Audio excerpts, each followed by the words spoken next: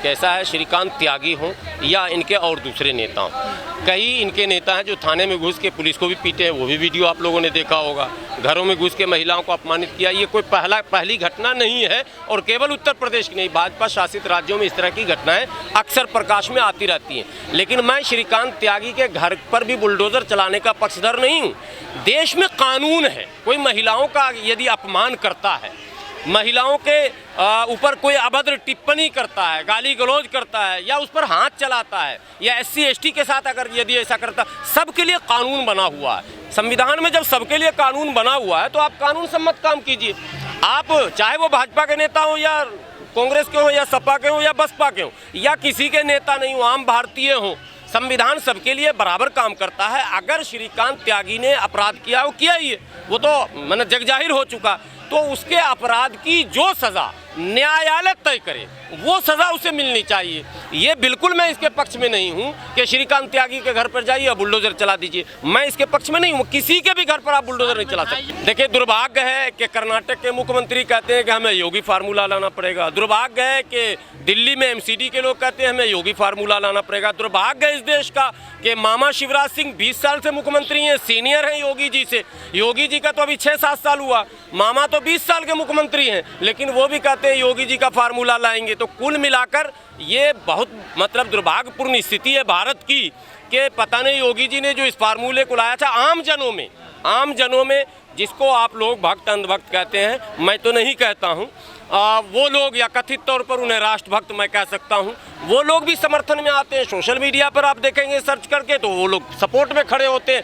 लगता है social media को देखकर कि बड़ी आबादी योगी जी के इस माने कार्रवाई पर समर्थन में खड़ी होती है। तो जब समर्थन में जनता नेता के आप खड़े होंगे तो जाहिर सी बात है नेता उसी काम का फिर पुनरावृत्ति तो करेगा ही, क्योंकि नेता को तो समर्थन चाहिए। भारत में संविधान है या नहीं, अदालतें हैं या नहीं, अदालत में जज क्या करेंगे?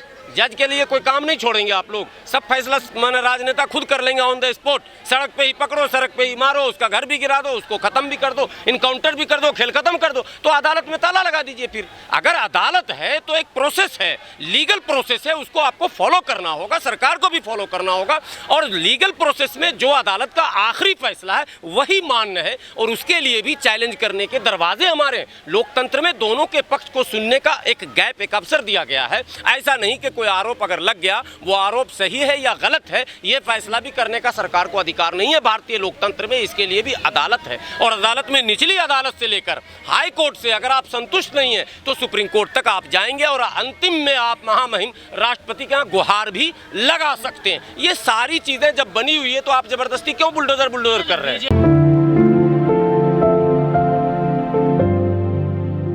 देखिए, आपको पता होगा कि 2 मंत्री भी इस वक्त जो है गिरफ्तार किए जाने वाले हैं। एक तो संजय निषाद का खबर आपको मिल ही गया होगा, 2015 का एक मामला था धरना प्रदर्शन का, और 2015 में जब सपा की सरकार थी, 17 में योगी जी आए, 5 साल तक मामला दबा रहा। जब संजय निषाद योगी जी के मतलब गठबंधन में आ गए, चुनाव हो गया, पूर्ण बहुमत की सरकार हो गई, तो संजय निषाद लपेटे में आ गए।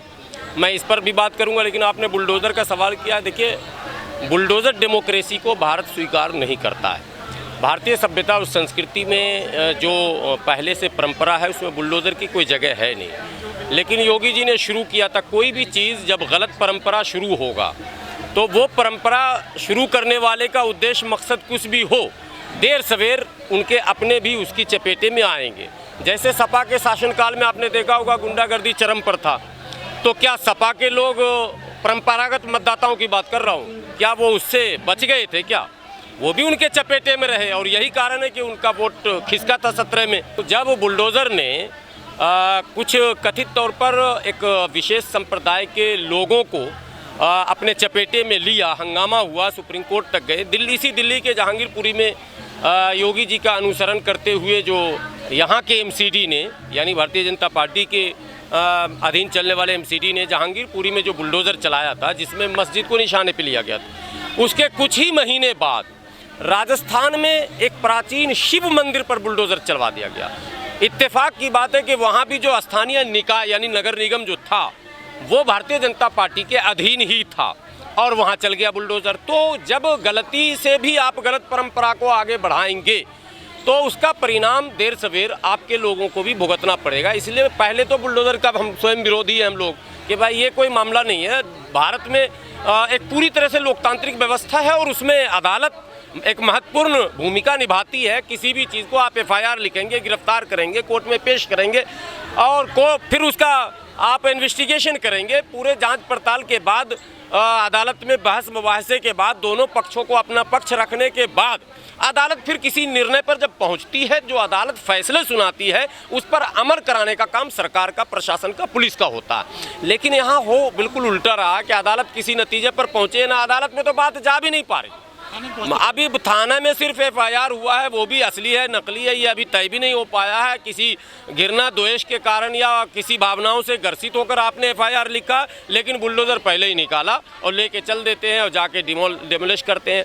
पूरे जीवन की कमाई को आप जो धरती माने ज़मीन दोज जो कर देते हैं, धरातल पे मिटा देते हैं लाकर, ये कहीं से भी कोई भी इसको उचित नहीं ठहराएगा। नहीं, मीडिया तो अभी संजय निषाद पर भी कहेगी ये बात कि मंत्री हैं कैबिनेट के, फिर भी कार्रवाई उन पर हुई, हम पक्षपात नहीं करते हैं। लेकिन मैं एक बात बताऊं और ये राज की बात है, आम जनों को जाननी चाहिए। हर सबको इंसाफ मिलता है। यहाँ ये मैसेज देने का प्रयास किया जा रहा है, लेकिन सबको नहीं मिलता है। ये बात आप जान लीजिए। संजय निषाद पर इसलिए मतलब उसके मुकदमा को ओपन करा दिया गया कि संजय निषाद ने पिछले दिनों कुछ बयान दिया था, मैं बोलूँगा नहीं कैमरा पर, आप लोगों को पता है, और उनकी पार्टी के एक विधायक ने बहुत ही अपमानजनक बयान दे दिया था। लेकिन डायरेक्ट उस बयान पर अगर कार्रवाई करते तो वो जाति विशेष जो है योगी जी के विरोध में आ जाता। इसलिए डायरेक्ट ना करके कौन सा ऐसा नेता जिसके खिलाफ किसी सन में किसी थाने में कोई मुकदमा ना हो, एक नेता का नाम बता दीजिए। मैं कहता हूँ आदरणीय प्रधानमंत्री नरेंद्र मोदी जी के खिलाफ भी कई थानों में मुकदमा है, आदरणीय गृह मंत्री जी के खिलाफ भी मुकदमे है और आदरणीय मुख्यमंत्री योगी आदित्यनाथ जी के खिलाफ तो मैंने कई दर्जन मुकदमे थे। तो अगर खाता खुलवाना होगा, पुराने मामले ओपन कराने होंगे तो एक भी नेता ना बचेगा।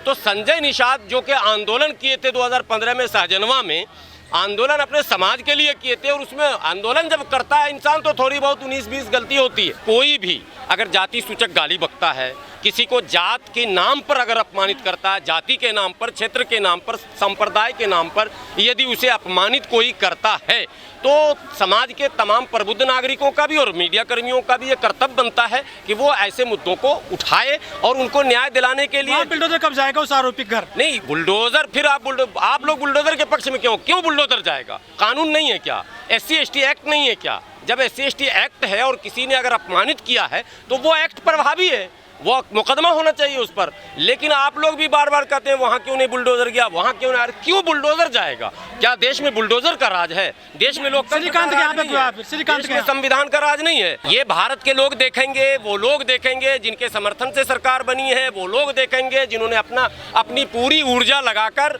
वोट देकर इस सरकार को सत्ता में लाया है। वो लोग देखें कि क्या इसी उम्मीद, इसी आशा के साथ आपने सरकार बनवाई थी कि महिलाओं का सम्मान समाप्त हो जाए और युवा सड़क पर आ जाएं और पार्टी विशेष के लोग किसी को भी कहीं भी मार बैठें, गाली दे दें, अपमानित कर दें।